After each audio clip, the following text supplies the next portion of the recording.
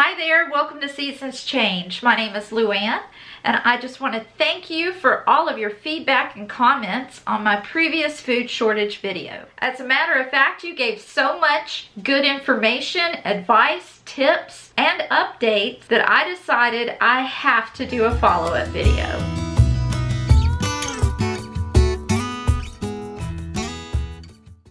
Well, I want to say welcome and thank you to all of my new subscribers, and to everyone else, thank you for tuning in. If you haven't subscribed to my channel, I invite you to do so now. I want to start by first telling you who I am and why I think it's so important to be prepared. Well, I am a thrifty homemaker, recent empty nester, and my channel is filled with recipes, meal plans, grocery hauls, organizing, and all things homemaking, which of course includes prepping and being prepared. I've mentioned in some of my previous videos that I believe being prepared is one of the most important aspects of being a homemaker. Now, most people, when they hear the word prep, prepper, or be prepared, they automatically get these visions of panicked people and panic buying, and that is not what prepping or being prepared is all about. Some of the things that you should be prepared for are job loss, natural disasters like unexpected storms, tornadoes, hurricanes, earthquakes. Then there's also economic collapse, food shortages, civil unrest, and now even pandemics. In my last video, I listed 25 items that I noticed were consistently short in my area. I asked you to please comment if you were seeing the same shortages in your area, additional shortages, and if you felt comfortable, go ahead and list what state you're from. Well, like I said before, you guys gave me so much great information, as well as sharing your shortages, that I felt I had to share this with everyone else. So right now, I'm going to go over some of those with you. Then I'm going to show you some updated footage from my local Walmart so that you can see a comparison of what it looks like in my area versus some of the items that you said you were noticing shortages of in your area. Then I'll wrap this video up by sharing your tips, advice, and other observations. My previous video already shows the 25 consistencies that I'm seeing here, and so if you listed your state and you listed anything additional to those 25, then you made the list here. If you didn't see my previous video and you're curious as to what those first original 25 items were, I'll link it up above and you can watch that after you finish this video. Okay, so let's jump right into this. I do have it here in my notebook. And I'm going to start with some of the miscellaneous items that were listed. These are items that did not have a state to attach with that. And I am seeing cat litter, tortillas, butter, Tang powdered drink mix, Shout stain remover, toilet bowl cleaner, and Smithfield items. And it was even mentioned that possibly Smithfield was bought out by a company from China. I don't know the truth behind that. You can go ahead and do your own research on that one. In Oregon, they're stating that they are seeing the same 25 consistent shortages along with gravy mixes, dry milk, pasta noodles, and cornmeal. In Minnesota, Lysol products and a lot of the same that I listed. New York, it took one person over 2 months to find spray oil. Campbell's soup and Peter Pan. Iowa is seeing shortages in flour and sugar. Nova Scotia, they are ordering their paper products online. California, flour, meat prices are rising, and a lot of the same that I had mentioned. Indiana listed oven cleaner in addition. North Carolina, canned meat, fish, Franco-American and Chef Boyardee products, and that it looks a lot worse than my list. Okay, and Germany, they listed dry pasta, tomato products, paper products, gloves, that's the individual disposable gloves, toilet paper is limited to 2 packs per person right now. In Texas, northern Texas, same as what I listed, along with they're still showing a shortage in yeast, and the meat cuts are very limited. Canada, okay, overall, without a specific location in Canada, was a list of pancake mix shortages.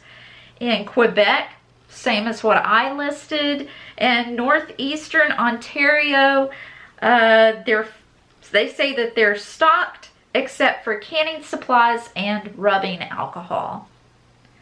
Okay, Northeast Tennessee, same plus Spam products. Michigan, corned beef hash and bottled water. Maine, powdered milk. Okay. Alabama, same as what I listed, and one viewer stated that they went into their store and the shelves were so bare that it literally scared them. Central Virginia, they say they're fully stocked and back to normal, and another said paper towels and drinks and different varieties of rice. In New Jersey, they're also saying that they're seeing a shortage in Lysol products, canned items. Some vegetables are low. Let's see, canned tomatoes, dry beans, but in better news, salt and flour are making a comeback. Okay, in, let's see, Georgia, canned meat to include Viennese sausages, Spam, dried beans, chilies, and soups. Wisconsin, a lot of the same, along with a lot of price increases. Ohio, seeing a lot of the same, plus borax, Clorox wipes, and over-the-counter medications. Kentucky, a lot of the same, with more rising prices. Idaho, mainly canned meat, canning supplies, other medical supplies, Pepsi products, spaghetti packages, and pumpkin. Now, in Idaho, a commenter said that their kids are still in school, so it may vary by location if that's having an effect on the shortages. Also, another commenter from Idaho said that some of the products may be low if they have foil packaging on the inside. Okay, moving on to the Mississippi Gulf Coast. In addition to the 25, they are seeing all the cleaning supplies, not just Lysol, but all cleaning supplies are very low and showing shortages. Arkansas, same as my 25, plus breads, bacon, lunch meats, and bed sheets. Okay, Wisconsin, same 25. England, they're saying that there's just less choices and higher prices. Montana, same 25 plus Lysol and other cleaning supplies, flour and sugar. Washington State, refried beans, biscuit mixes, sugar, beets, lunch meats, cereal, and boxed baking mixes like cake mixes and muffin mixes. Okay. And then the last one that I listed is in Indiana with oven cleaner. Now, if you didn't hear your state, I tried to just do an overall consensus. Like I said, there were a lot of comments. I did read them all. If I left something out, again, please list it in the comments below along with the state that you're from. But I think overall, this is pretty consistent with we're all seeing some type of shortages in our area. So let's go ahead and jump into the footage that I have of my local Walmart. This was filmed 2 weeks after my first video where I listed the 25 consistencies, and I think you're going to be surprised to see that a lot of the foods you mentioned are now starting to show up as shortages on my shelves. Okay, this is going to be a combination of both still pictures and video. The first one is a picture of the peanut butter shelf, and the big hole in the middle is where the Peter Pan brand goes. As you can see, there's just a few left on the bottom shelf. Okay, this next one is a new one for my area that I hadn't noticed before, and no one mentioned it in the comments.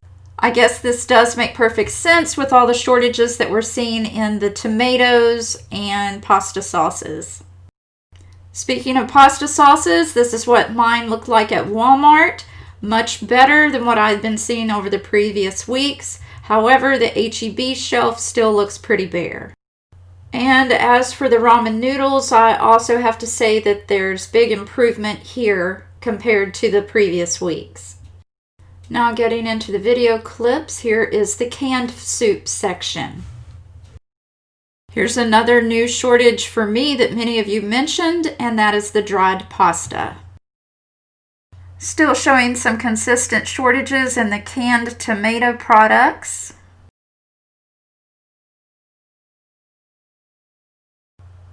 And here's another new one that I'll be adding to my watch list, and that is the canned vegetables.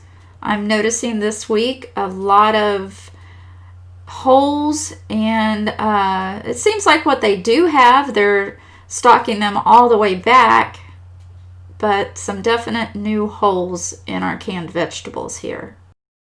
I'm really sorry that I didn't zero in on the exact types that are missing. Hopefully I'll get a little better at filming this for you. Well, you can see here that the vinegar section looks full, but it is considerably smaller than usual. And since we're here, we'll go ahead and take a look at the flour. Again, it looks full, but there are a lot of missing brands there. And there's our other baking supplies to include yeast, very small quantities and selections. We're still showing consistent holes in the cooking oil aisle. Another new one that y'all pointed out was sugar.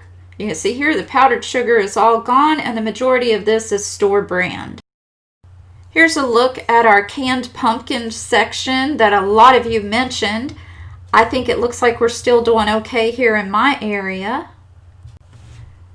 And here's a look at the other pie fillings. Those are store brand and a few brand name. Here's a look at all of our canned meats. There you're seeing the salmon, the tunas. It all looks pretty good. This looks like a hole, but if you see there to the right of it, it's definitely not a shortage of the light tuna there. This is the canned chicken section. Not a whole lot there. As we move further down, that's the Vienna sausages. I do see some shortages happening or starting to take place there. This is our Spam. You can see they fronted the shelf there a little bit. And the missing Spam flavor there is jalapeno. Now I added this to the list this week, and that is the complete shelf-stable meals. I don't buy these. I don't know if this is normal or not, but these are the box dinners. They've fronted the shelves there. There's not too many behind that front row. Canned fruit. Again, I don't see a whole lot of shortages happening here. And as you can see, they seem to be stocked all the way to the back. We have some holes right there with the pears and applesauce. All in all, I think it looks pretty good. We have plenty of applesauce down here.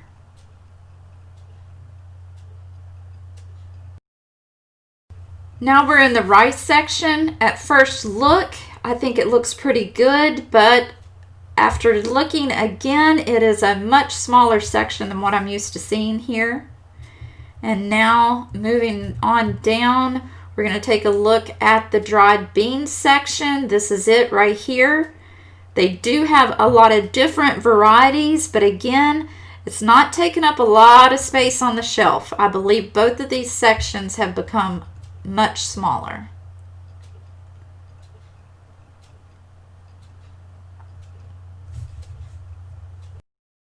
I think we're doing decently well in the macaroni and cheese section.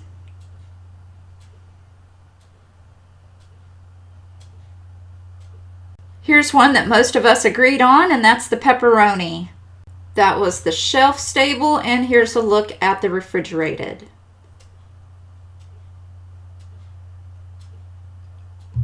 Well, not much has changed in the paper plate and utensil section. Walmart looks a lot like H-E-B's.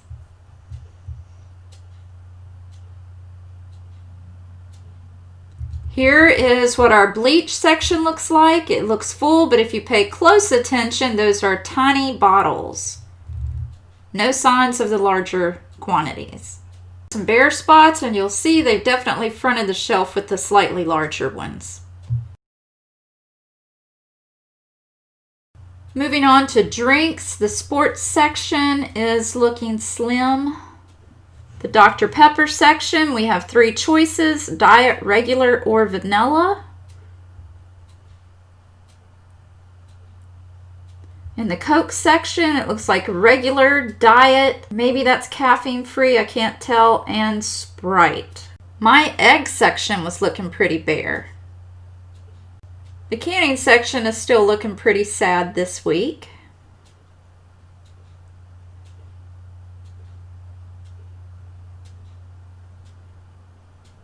We do have a few Uncrustables in the Walmart freezer. And we're going to finish up in the potato section, where you are going to see a perfect example of product spreading.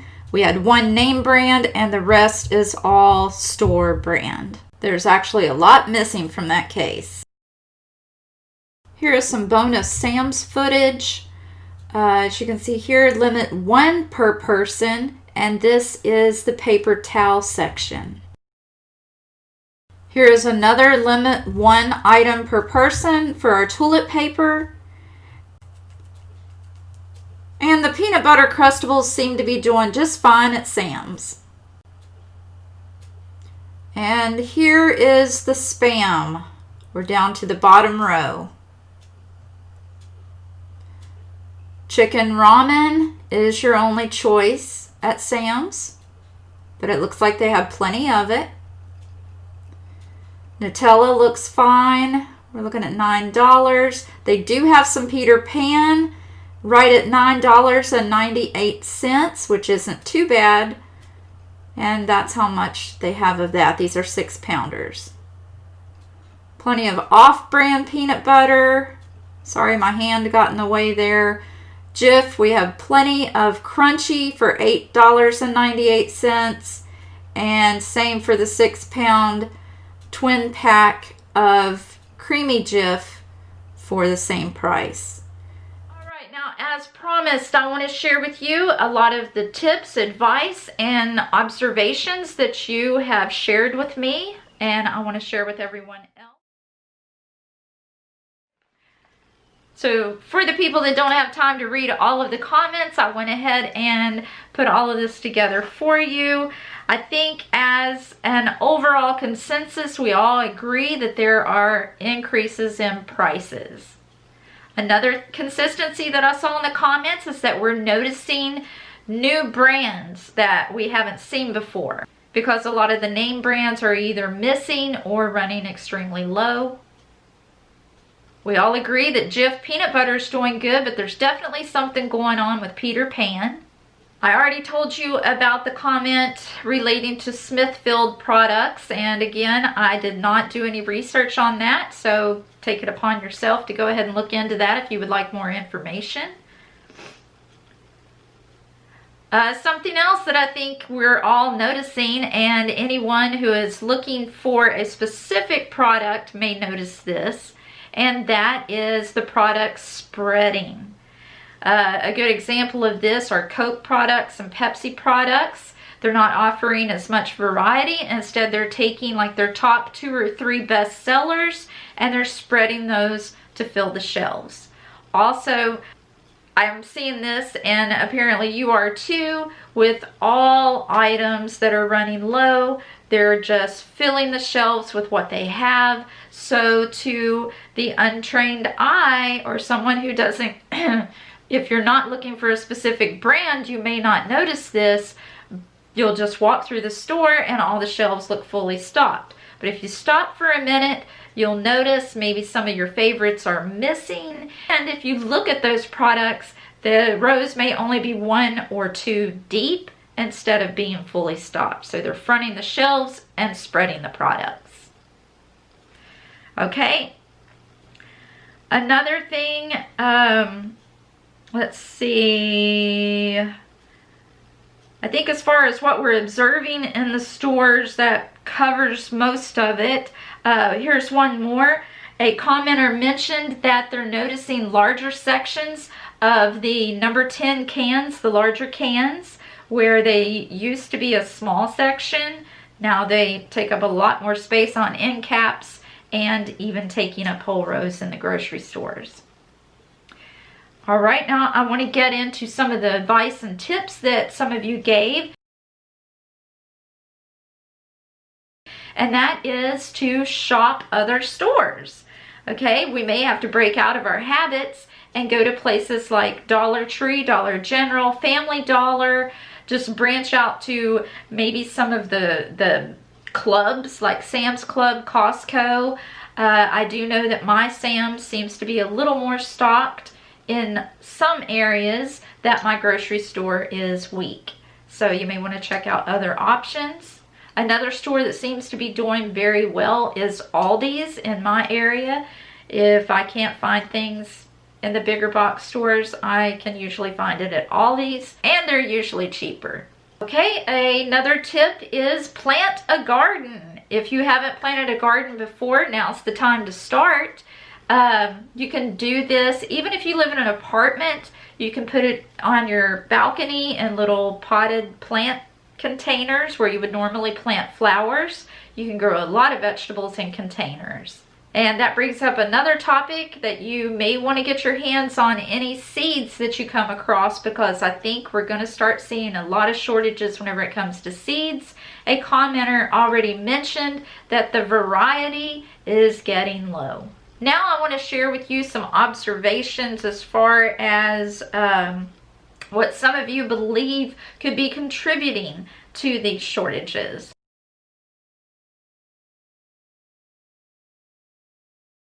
And one of them that has been mentioned the most is the aluminum can shortage. So if you think about all the foods that normally come in an aluminum can, and if you're not seeing those on the shelves, well, there you have it. It could be because of the shortage. One commenter said that this aluminum shortage could be due to the lack of recycling. With all of us being at home, we're not getting those cans out and recycled the way that we should, not to mention the lower staff that's going to handle those recyclable goods. So it's just going to take some time to get caught up. Okay, another commenter mentioned that we may be having trouble finding rubbing alcohol because they're using it in all of the sanitizer and wipes. Not to mention we have storms, fires, the pandemic, hurricanes that are also affecting our crops and the production of these items. The corn shortages that we're seeing are due to a storm that happened, and I'll put a link that was shared with me in the description box below, and I'll also include some other links that you can check out. I think there was an overall consensus that a lot of this, of course, is going to be due to lower staff, and that's going to contribute to production. And one commenter mentioned that even the stores that are placing their orders are not receiving full shipments. Another thing that was mentioned is the Schwann's driver. They have been limited in a lot of areas. I know in my area, the Schwann driver no longer delivers. So if you know anything about that, maybe let us know in the comment what the story is with that one. Okay, and then another theory, which makes a lot of sense, is this corn shortage is going to affect the feed for the animals. Therefore, that is going to raise the prices because in two ways. The feed is going to be more expensive, so that is going to raise the price. And number two, because it is becoming so hard to feed the livestock, they will start eliminating the livestock. So it's going to be a little harder to get our hands on. So I would expect that the prices, even though we feel that they're very high right now and rising, this time next year, it's going to be extremely high. So if you find any good deals on meat, you may want to go ahead and start stocking up on those now. If you don't have a freezer, maybe you can invest in one, because I have a feeling we may even start seeing some shortages in our storage abilities like freezers. So there's another heads up for you there.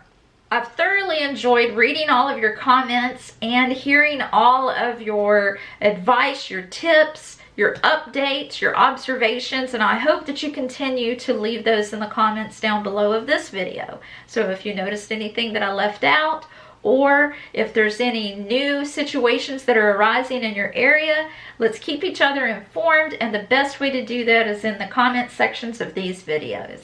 And just remember, being prepared doesn't mean being panicked. This should just be a normal part of your home life routine whenever it comes to taking care of yourself, your animals, and your family. And again, thank you if you're a new subscriber, and thank you to those that are returning. I really appreciate each and every one of you. I look forward to hearing from all of you, and I will see you in the next one. Bye.